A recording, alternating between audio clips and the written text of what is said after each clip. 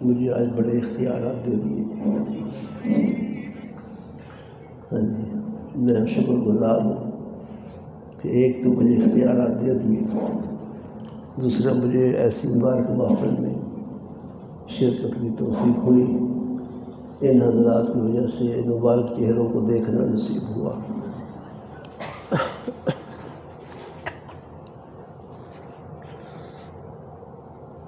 امام بخاری رحمہ اللہ کی بات فرما رہے تھے، علوم کی بہت سی قسمیں ہیں، ان میں ایک علم اور فن حدیث ہے جو بہت ہی مبارک ہے، اور امام بخاری امام و حاضر الفن، اس فن کے امام ہیں۔ اللہ پاک نے بہت سے ان کو شرف بخشا ہے۔ تمام ذخیرہ حدیث میں سب سے مقبول ترین کتاب، حدیث پاک میں سب سے مقبول ترین کتاب امام بخاری کی صحیح بخاری شریف ہے۔ شروحات، تعلیقات، حواشی سب سے زیادہ اس کے لکھے گئے۔ خدام بخاری کی تعداد سب محدثین کی کتابوں کے خدام سے زیادہ ہے۔ اللہ پاک نے ان سے بہت کام لیا۔ آخر میں جیسے آپ کو پتہ ہے کہ آفتاب طلوع بھی ہوتا ہے، آخر غروب بھی ہوتا ہے، ہر شخص کو یہ پیش آنے والی چیز ہے۔ اللہ ہمیں اس کو یاد رکھنے کی توفیق عطا فرمائے کہ ایک دن دنیا سے جانا ہے۔ میں اپنے استادوں کے ساتھ ٹوبہ ٹیکسن میں قبرستان کی طرف جا رہے تھے۔ جب ہماری گاڑی کا رخ بالکل قبرستان کی طرف ہوا تو بالکل سامنے سورج غروب ہو رہا تھا، اور غروب ہونے کے وقت سورج جو ہے اپنی تابانی کھو بیٹھتا ہے، روشنی کم ہو جاتی ہے، سرخ سا ہو جاتا ہے۔ تو سورج کو دیکھ کر استادوں نے ایک شعر پڑھا، غالب شعر بھی ان کا اپنا ہی تھا، حسن والے حسن کا انجام دیکھ، ڈوبتے سورج کو وقت شام دیکھ۔ ہر شخص کی زندگی کی ایک شام ہونے والی ہے، اللہ ہمیں اس کو یاد رکھنے کی توفیق دے۔ امام بخاری رحمہ اللہ جب بخاری شریف کے ایک جز سے فارغ ہوتے ہیں تو آخر میں اس جز کے، جس کو کتاب بھی ہم کہتے ہیں، کتاب الایمان، کتاب العلم، کتاب الوضو وغیرہ، کتاب کا لفظ استعمال کیا ہے، ہم جز کہہ رہے ہیں سمجھانے کے لیے، ایک جز سے فارغ ہوتے ہیں تو اس کے آخر میں امام بخاری ایسی کوئی حدیث لاتے ہیں، ایسی کوئی بات کہتے ہیں جیسے اشارہ ہوتا ہے کہ یہ کتاب، یہ جز ختم ہو رہا ہے۔ اس میں بخاری کے شارح حافظ ابن حجر عسقلانی رحمۃ اللہ علیہ کا ذوق تو یہ ہے، وہ کہتے ہیں امام بخاری جو ہے بتانا چاہتے ہیں یہ کتاب ختم ہو گئی، یہ جز مکمل ہو گیا، اگلا شروع ہونے والا ہے۔ اس کو برات استحلال بھی کہتے ہیں، برات اختتام بھی کہہ سکتے ہیں۔ لیکن شیخ الحدیث مولانا زکریا رحمہ اللہ فرماتے ہیں کہ اس مسئلے میں میرا اور حافظ جی کا معرکہ ہے۔ حافظ جی سے مراد حافظ ابن حجر عسقلانی شارح بخاری فتح الباری والے، وہ کہتے ہیں یہاں امام بخاری یہ اشارہ کرنا چاہتے ہیں کہ ابھی یہ جز مکمل ہو گیا، ختم ہو گیا، اس لیے ختم کی بات کہتے ہیں کچھ۔ شیخ کہتے ہیں کہ نہیں، میرے خیال میں اور ہے۔ بخاری پڑھانے والے اور پڑھنے والوں کو امام بخاری ادھر متوجہ کر رہے ہیں کہ جس طرح یہ جز ختم ہو گیا، ایک دن ہماری زندگی ختم ہو جائے گی۔ موت کو یاد دلایا ہے کہ اپنی موت کو یاد رکھا جائے، اور آپ کو تو موت کی یاد بہت بڑی نعمت ہے۔ شیخ الحدیث مولانا زکریا نے ایک جگہ پہ لکھا کہ جس شخص کو کوئی رفیق نہ ملے، یعنی جس کو کوئی شیخ نہ ملے، جس سے اپنی اصلاح کرائے، نہ ملنے کی جو بھی وجہ ہو، تو اس کی اصلاح کے لیے ایک نسخہ ہے، ایک درود شریف کی کثرت اور ایک موت کی یاد۔ یہ دو باتوں کو پلے باندھ لے، موت کو کبھی نہ بھولے، یاد رکھے کہ ایک دن مرنا ہے، اور دوسرا درود شریف کی کثرت کرے۔ درود شریف کی برکت سے آپ کو پتہ ہے بہت نعمتیں حاصل ہوتی ہیں، موت کی یاد سے گناہ چھوٹتے ہیں۔ اس لیے آپ صلی اللہ علیہ وسلم فرمایا، اکثروا ذکر حازم اللذات، لذات اور خواہشات کو توڑنے والی چیز موت کا ذکر کثرت سے کیا کرو۔ لذات خواہشات ٹوٹیں گی، گناہوں سے بچاؤ ہو جائے گا، اور گناہ سے بچنا بہت بڑی چیز ہے۔ حضرات لکھتے ہیں گناہ کر سکتا ہو، رکاوٹ نہ ہو، صرف اللہ کے خوف سے گناہ سے بچ جائے، یہ 1000 تہجدوں سے افضل ہے۔ گناہ سے بچنا۔ حضرت حکیم الامت مولانا شفیع تھانوی نے تو بہت ایک عجیب بات کہی جو پہلے کبھی سنی دیکھی اور پڑھی نہیں تھی۔ فرمایا یہ جو شہید ہو جاتے ہیں، آپ کو پتہ شہید کا بڑا مرتبہ ہے، حدیث میں آتا ہے شہید کا خون کا قطرہ زمین پر بعد میں گرتا ہے، وہ پہلے جنت میں اپنا مقام دیکھ لیتا ہے۔ شہید زندہ بھی ہے، اللہ اکبر۔ فرمایا شہید نے ایک جان کی قربانی کی تو اس کو یہ اتنا بڑا مقام ملا ہے۔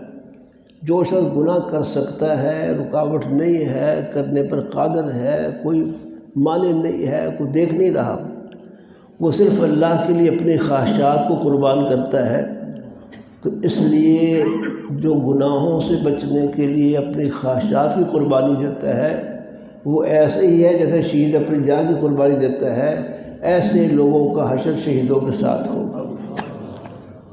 اللہ شاہ ولی اللہ محدث دہلوی رحمۃ اللہ علیہ سبق پڑھا رہے حدیث پاک کا۔ ایک طالب علم کسی تقاضے سے نکل گیا جماعت سے، اور ایک عورت کے ہتھے لگ گیا جس نے برائی کی دعوت دی، اور یہ بھی کہا اس عورت نے کہ اگر ایسا نہیں کرو گے میں تم پر بہتان لگا کے تمہیں پٹائی کروا دوں گی، ذلیل کر دوں گی۔ پھنس گئے تو اللہ پاک کا بندہ جب انسان بن جائے تو اللہ کی رحمت اس کی خود حفاظت کرتی ہے۔ انہوں نے کہا اچھا میں بیت الخلاء کے لیے نکلا تھا، میں جاتا ہوں۔ پھر بیت الخلاء میں گئے، بیت الخلاء کی گندگی اٹھا کے سارے جسم پر مل لی۔ اس حالت میں اس عورت کے سامنے آئے، اس کو نفرت ہوئی، اس نے نکال دیے، گناہ سے بچ گئے، بچنے میں کامیاب ہو گئے۔ کسی غسل خانے میں جیسے مسجدوں کے غسل خانے ہوتے، گئے، نہائے، کپڑے دھوئے، گیلے کپڑے پہن کر حضرت شاہ ولی اللہ محدث دہلوی کی مجلس میں پہنچ گئے، جبکہ حدیث کا سبق ابھی جاری تھا۔ جب وہاں پہنچے ہیں، شاہ صاحب نے کتاب واپس، شاہ ولی اللہ رحمۃ اللہ کتاب بند کر دی اور فرمایا مجھے جنت کی خوشبو آنے لگی ہے۔ گناہوں سے بچنا بڑی چیز ہے۔ یہ جو لوگ کہتے ہیں بھی اپنے آپ کو مارو، فنا کرو، میں مکاؤ، کہتے نہ کہتے، اس کا ایک فرض جو عام بیان کیا جاتا ہے وہ تو یہ ہے کہ اپنے آپ کو چھوٹا سمجھو، گناہ گار سمجھو، دوسروں کو اپنے سے بہتر سمجھو، اپنی میں ختم کرو۔ لیکن اس کا ایک فرض اور بھی ہے، وہ یہ ہے کہ اپنی خواہشات کو ہٹا کر اللہ کی رضا پر چلو، اپنے خواہشات کی بنا پر گناہ نہ کرو۔ یہ بھی اس فنا کا ایک فرض ہے۔ میں مقالے سے شعر یاد آیا، کہو تو سنا دوں، جبکہ میرا ترنم نہیں ہے۔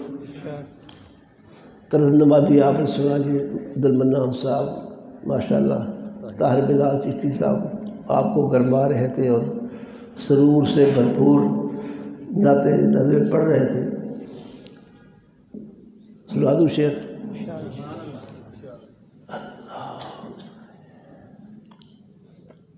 جب تک یہ چیز حاصل نہیں ہوتی کہ انسان گناہوں کے بارے میں اپنے اوپر کنٹرول کر لے اور اپنی خواہشات کو فنا اور مٹا دے اور اپنے آپ کی بڑائی عظمت دفع کر کے عاجز بندہ بن جائے، اس وقت تک ایک درجہ جو صوفیہ کا مقصود ہے، اللہ کی محبت، رسول پاک کی صحیح محبت نصیب نہیں ہوتی۔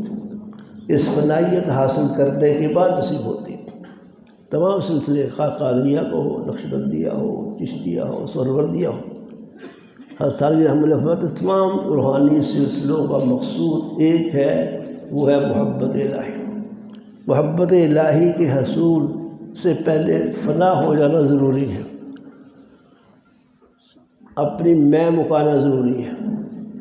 اس میں مکانے پر شعر ہے حضرت بلے شاہ رحمۃ اللہ علیہ کا، فرماتے ہیں بلیا تو عطر بنا، اور عطر جان دو خوشبو، بلیا تو عطر بنا، عطر دا تو کٹ دریا، دریا بہا دے، بلیا تو عطر بنا، عطر دا تو کٹ دریا، او دے وچ تو رج کے نہا، سدھیاں پٹھیاں تاریاں لا، پھر بھی تیری بو نہیں مکنی، پہلے اپنی میں مکا۔ یہ جو بدبو ہے یہ ختم نہیں ہوگی جب تک کہ اپنے آپ کو فنا نہیں کرے گا۔ میرا عرض کر دیا فنا کے دونوں درجے ہیں، کبھی اپنی بڑائی کا شکار نہ ہو کہ میں ہوں، اور کبھی اللہ کی نافرمانی کی طرف نہ جائے، اپنی خواہشات کو اللہ کی رضا سے بلند نہ کرے، اللہ کی رضا کے مقابلے کو فنا کرے۔ یہ دونوں فرد جب میں کے ختم ہو جائیں گے پھر اللہ کی محبت نصیب ہوگی۔ پھر پتہ کیا ہوگا؟ اگر اللہ کی محبت نصیب ہوگی صحیح بنا، ایک تو ہم جیسے دعوے دار، ایک واقعی اللہ سے تعلق صحیح ہو گیا، نسبت حاصل ہو گئی، اس کا ایک اثر یہ ہے کہ وہ کبھی واپس نہیں آتا، آگے بڑھتا ہے، اللہ کی طرف آگے بڑھے گا، واپس نہیں آئے گا۔ بشرطیکار سے گناہ کا تقاضا بھی ہوگا تو اللہ میاں کی رحمت اس کی خود حفاظت کرے گی۔ اس کو یوں بھی کہتے ہیں حضرات کہ اللہ سے ملاقات ہو گئی، زندگی ہو گئی، وہ کبھی واپس نہیں آئے۔ ایک بزرگ گزرے ہمارے قریب گوجرا میں، حضرت میاں منظور احمد صاحب رحمۃ اللہ علیہ، حضرت شاہ عبد القادر رائے پوری کے خلیفہ تھے، بیعت ہوئے تھے ہندوستان کے زمانے میں۔ بیعت ہونے کے بعد حضرت سے ایک سوال کیا تھا، آواز ٹھیک آ رہی؟ سوال یہ کیا تھا حضرت، سنا ہے اس تصوف کی لائن میں اللہ سے ملاقات ہو جاتی ہے، کبھی اللہ میاں کسی کو ملے بھی ہے؟ حضرت رائے پوری میں بہت گہرائی تھی ماشاءاللہ، فرمایا ہاں بھی ملاقات ہو جاتی ہے، ہمیں بھی آخر میں جا کے ہوئی، یعنی محنت کرنی پڑتی ہے، پھر اللہ محنت دیکھ کر اپنی محبت نصیب فرماتے ہیں۔ دیکھو قرآن پاک میں ہے فَاذْكُرُونِي أَذْكُرْكُمْ، تم میرا ذکر کرو میں تمہارا ذکر کروں گا۔ پہلے مطالبہ ہے کہ تم ذکر شروع کرو، کچھ محنت کرو، کچھ محنت پر زیادہ رحمت ہو جائے۔ اللہ کی آیت کریمہ ہے کبھی کسی کی محنت کو ضائع نہیں کرتے، بلکہ تھوڑی محنت پر زیادہ دینے کے عادی ہے۔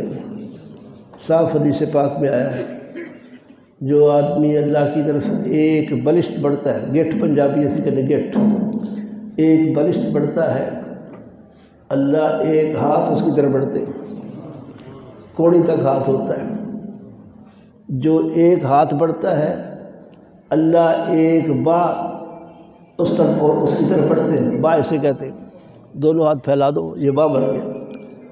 اور جو اللہ کی طرف چل کے آتا ہے اللہ کی رحمت دوڑ کے اس کا استقبال کرتی ہے، کسی کی محنت کو کبھی ضائع نہیں کرتی۔ ایک شریف انسان کسی خادم کی محنت کو کبھی نہیں بھولتا تو اللہ کی کریم ذات تمام شرافتوں کی خالق ذات وہ محنت کرنے والوں کو کبھی محروم نہیں کرتے۔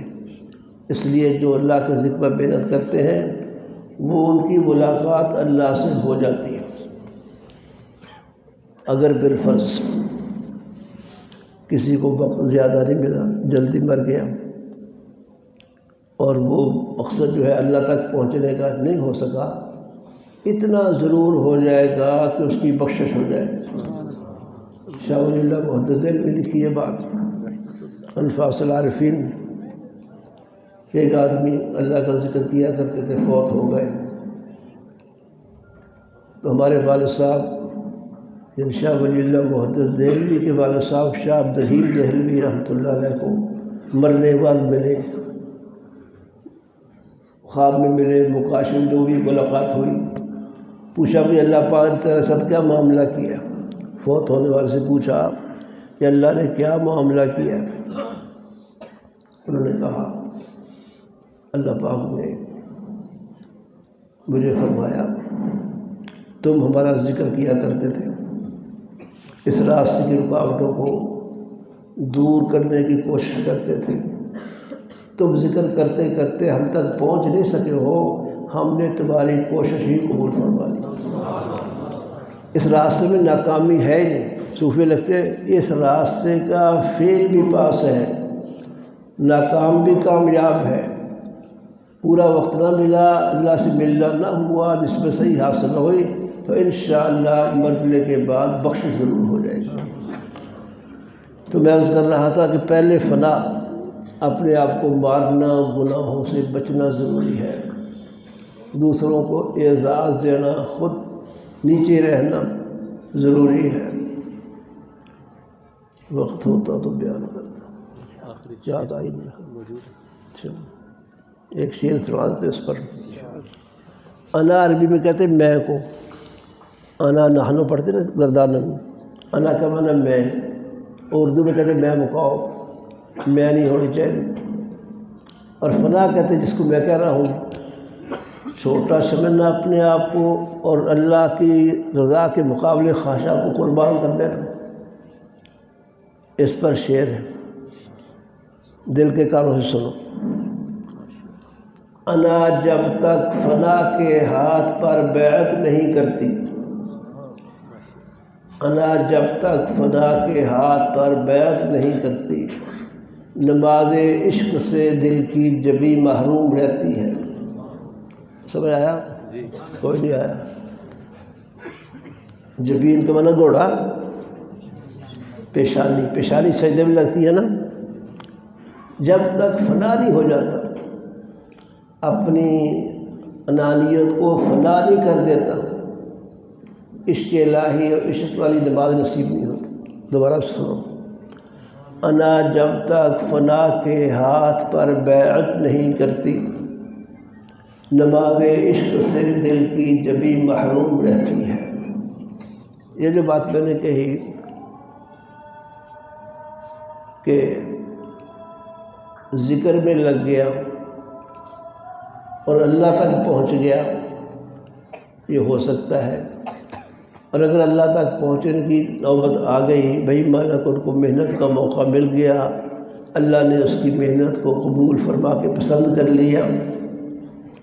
ہوتا یہی ہے، بڑی بڑی محنتوں کی بات نہیں، اچھی نیت سے اللہ کی مرضیات پر چلنا۔ جب بندہ مسلسل ایسا کرتا ہے، اللہ کی رحمت جوش میں آتی ہے، اس کو یوں اپنی طرف اٹھا لیتے ہیں، جس کو جذب کہتے ہیں، جذب ہو گیا اللہ کی طرف۔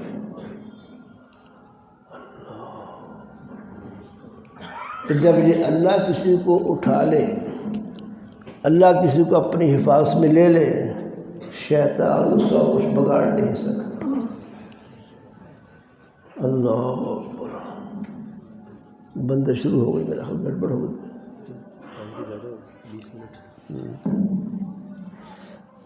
بس ایک واقعہ سنا کے ختم کرتا ہوں۔ تو میں کہہ رہا ہوں کہ جب ذکر کرتے کرتے اللہ سے تعلق صحیح ہو گیا، نسبت ہو گئی، وہ بندہ اللہ کی حفاظت میں آ جاتا ہے۔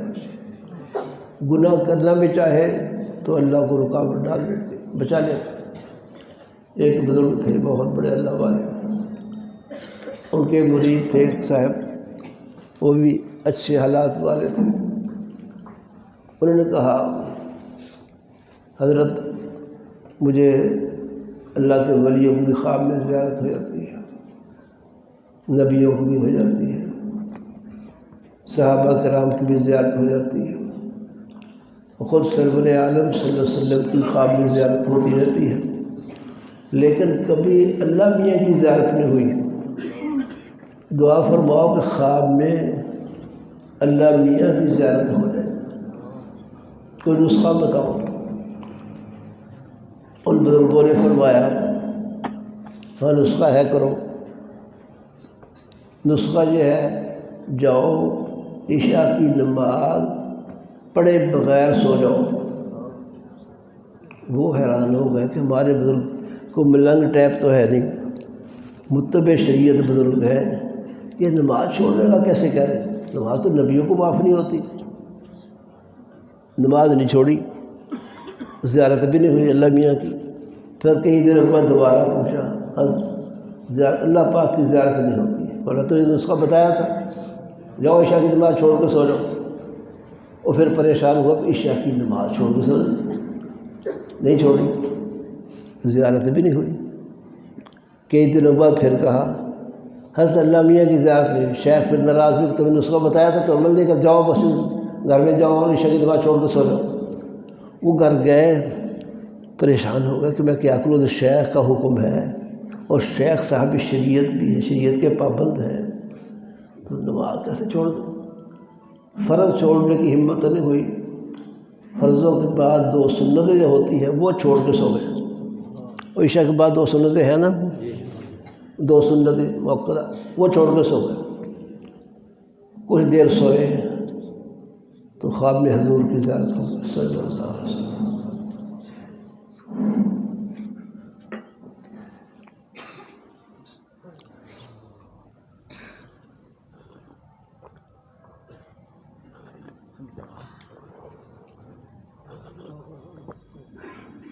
حضور علیہ السلام نے خواب میں آ کر فرمایا اٹھو، میری سنت کو چھوڑیے، اٹھ کے سنتیں پڑھو۔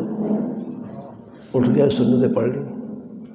پھر شیخ کے پاس آئے، حضور مجھے فرض چھوڑنے کی تو ہمت نہیں ہوئی، 2 سنت چھوڑ کے سویا تھا، تو حضور تشریف لائے، حضور کی زیارت ہو گئی، تو اٹھو میری سنتیں پڑھو۔ کہا میں تمہارے مقام کو جانتا ہوں، تم اللہ تک پہنچ چکے، وصل الہی ہو گئے، اسے واصل باللہ کہتے ہیں۔ جو واصل باللہ ہے، اللہ میاں اس کی گناہوں سے خصوصی حفاظت کرتے ہیں۔ یہ سنتیں چھوڑی ہے تو سنتوں والی سرکار آئی اور تمہیں اٹھا دیا۔ اگر تم اللہ کے فرض چھوڑ دیتے تو اللہ پاک آتے اور تمہیں خود جگاتے اور زیارت ہو جاتی۔ تو یہ راستہ ایسا ہے، اللہ اس میں صحیح لگنے کی توفیق دے ہمیں، تو اللہ سے ملاقات ہو جاتی ہے۔ اس ملاقات کا بہت بڑا شرف، اعزاز، افتخار یہ ہے کہ انسان کی خود اللہ کی رحمت حفاظ کرتی ہر گناہ سے۔ اس پر 2 شعر یاد آئے۔ یہ چیز حاصل ہونے کے بعد پھر دل کے اندر ہر وہ خواہش ابھرتی ہے جو اللہ میاں کو پسند ہے، ہر اس چیز سے نفرت ہوتی ہے جو اللہ کو ناپسند ہے۔ اس پر 2 شعر ہیں۔ شاعر اللہ میاں سے عرض کرتے ہیں، تیری چاہت کی ہر چیز کو چاہا دل سے، کہ اللہ میاں جن چیزوں کو، جن عملوں کو آپ چاہتے ہیں، پسند کرتے ہیں، میں دل سے انہیں کو پسند کرتا ہوں۔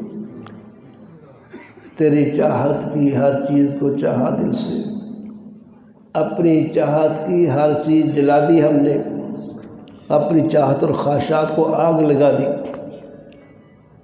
تجھ کو شکوہ تھا کہ رستے میں ہے دیوار اللہ، اللہ میاں کو بندے سے شکوہ ہے کہ انا رکھتا ہے، میں رکھتا ہے، اپنی خواہشات کو لیتا ہے، اور جب تک یہ انا میں باقی ہے اللہ تک پہنچنے کا سوال نہیں پیدا ہوتا، دیوار حائل رہتی ہے۔ تیری چاہت کی ہر چیز کو چاہا دل سے، اپنی چاہت کی ہر چیز جلا دی ہم نے، تجھ کو شکوہ تھا کہ رستے میں ہے دیوار انا، اب آ کے تو دیکھ یہ دیوار بھی ڈھا دیا۔ یہ دیوار اللہ کے ذکر سے، اہل ذکر مشائخ کی صحبت سے گرتی ہے، اور یہ میرا کہنا نہیں ہے، نبی پاک صلی اللہ علیہ وسلم نے یہی ہدایت فرمائی۔ فضائل اعمال کے فضائل ذکر والے حصے میں یہ حدیث موجود ہے، حدیث کے حوالے کے ساتھ حضور نے فرمایا، ابو رزین حضور علیہ السلام کے صحابی ہیں رضی اللہ، ابو رزین اہل ذکر کے پاس بیٹھا کر جب تو وہاں سے فارغ ہو زیادہ زیادہ اپنے آپ کو اللہ کے ذکر میں مشغول رکھا کر۔ دو چیزوں کی نصیحت فرمائی ہے ان نعمتوں کو حاصل کرنے کے لیے، ایک اہل ذکر اہل اللہ کی صحبت، دوسرا اللہ کے ذکر کی کثرت۔ اللہ مجھے آپ کو اس کی توفیق دے، ہمیں اصلاحی پروگرام جیسے آپ لوگ یہاں پر ذکر کرتے ہیں اور مجالس ذکر ہوتی ہے اس میں ہمیں شرکت کی توفیق دے۔ 11 بار قل هو اللہ